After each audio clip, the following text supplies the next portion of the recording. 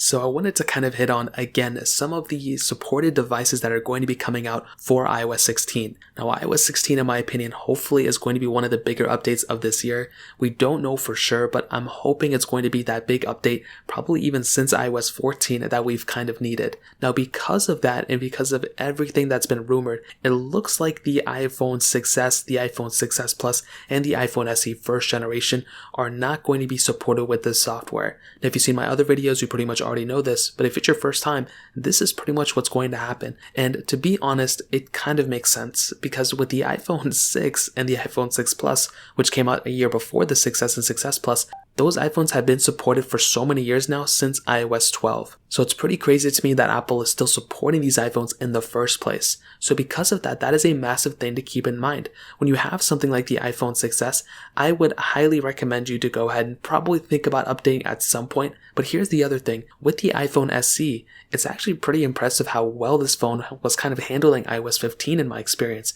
I wasn't expecting this thing to be as smooth and as fast as it was. Obviously, it's not the fastest thing in the world, but if you're trying to go and upgrade your device, maybe the second generation iPhone SE is the one you're looking at, but I would recommend waiting if you're watching this now, because quite potentially the third generation iPhone SE is going to be coming out. So those are the devices that are going to be unsupported. The supported devices we're going to be looking at potentially this year are going to be the iPhone 7 and iPhone 7 Plus and iPhones that came out after those devices. So with the iPhone like the iPhone 7 and 7 Plus, those devices have that Apple A10 Fusion chip inside of it, and we haven't really gotten too many rumors, from anyone stating that these iPhones are no longer going to be supported. So that's a really big thing to keep in mind. When you're getting an iPhone like the 7 or 7 Plus, you can rest assured that you're probably going to be supported for one more year. But like I mentioned, it's not like, these devices are going to be lasting forever either, and you're probably going to be in a good situation if you plan on upgrading your device at some point sooner than later. Now, on top of that, the iPhone 8, 8 Plus, iPhone 10 are going to be supported, and all those iPhones that came out after it.